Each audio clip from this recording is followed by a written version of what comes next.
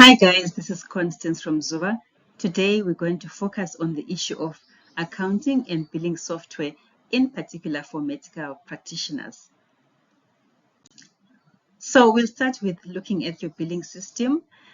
What do you want to have? What information do you want to have from your billing system? You want to know what you've billed for the various services that you provide, and how much have you billed in total for each patient.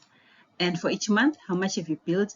Out of that, what is the amount including or excluding VAT? Because it is important to make that distinction, because at the end of every, periodically rather, you're going to have to remit a return to the Revenue Authority and pay whatever amount you need to pay for the respective period with respect to VAT. So that information is good to have at hand.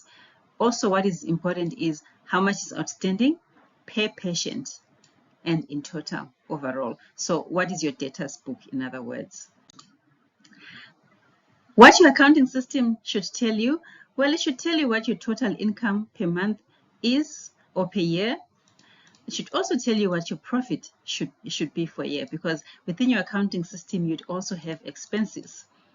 And then it also needs to tell you what your debtors are. And the information on your accounting system in that respect should also talk to or be the same as the information that's coming off your billing system. Otherwise, there's problems.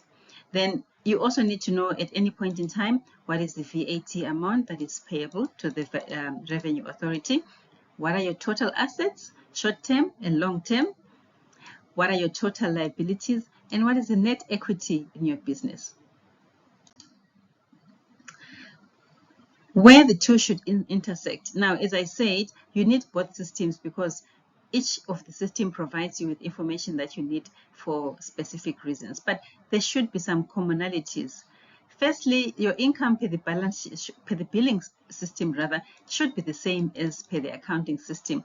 It's not always the case, and your accountant should be able to identify that and act accordingly if there's any differences. Then your debtors as well, pay your billing system should be the same as the debtors on your accounting system. Now, again, we have experienced some instances where your billing software does not talk to the accounting software, and there's issues there, and you then have to do reconciliations. But in the long term, if you experience something like that, then it is worthwhile getting your service provider to investigate that and rectify it.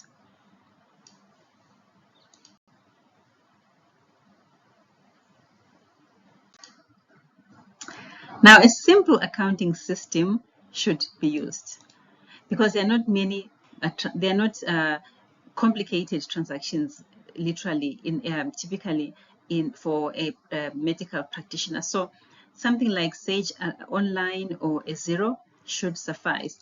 We've used Sage Online as an example. Now, what are the advantages? Well, it is online, as it says, and so you are able to utilize the system. Your accountant should be able to access the system, and whenever you want to draw reports, you can do the same, and so can they. And it is quite relatively affordable. The rates obviously change, but at the time of publishing the video, this is what the costs were.